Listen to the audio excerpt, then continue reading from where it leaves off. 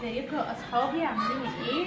النهارده كل سنه وانتم طيبين، وكل سنه وكل طيبه وبخير وبسعاده وبصحه. والنهارده جايين بقى هنقدم هديه عيد الام لست الحبايب، ربنا يديها الصحه يا رب ويخليها لنا ويطول في عمرها. يلا بينا ونشوف الهديه احنا بنسلم عليها. يلا بينا.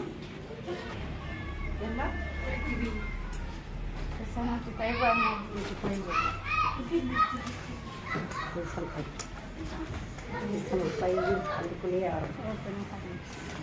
كويسة عايزه عيشوا جديد الله يخليكم. عيشوا جديد. كل سنة وانتم طيبين. شوف الهدايا بتاعت ماما. بص انا جبت لها الكاتل ده اهو، حلو خالص وخامته حلوه واستانلس من جوه تحفه. وادي الحامل بتاعها بتاع الغلاي، خامته حلوه قوي على فكره. واخواتي جابوا لها دول. اقول لكل ام كل سنة وانت طيبة، وربنا يخلي يا رب لكل ام عيالها ويحافظ عليهم، وكل ام وهي وكل سنة وهي طيبة. ودي عيالي، دي هدية عيالي، ربنا يخليهم لي يحافظ لي عليهم يا رب. هم الخمسة وما تحرمش من هداياهم ولا تحرم منهم ابدا، وربنا يخلي لكل ام عيالها.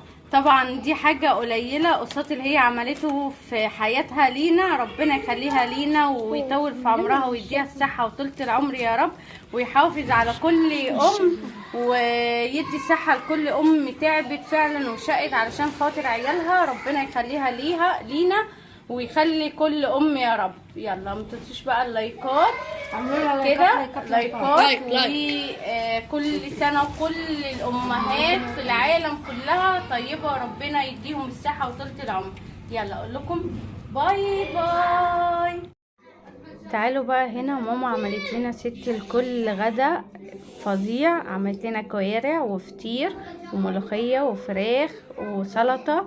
ربنا يخليها لينا، وان شاء الله الفيديو ده هينزل لكم يوم الجمعه. وما تنسوش اللايكات كتيره لست الكل.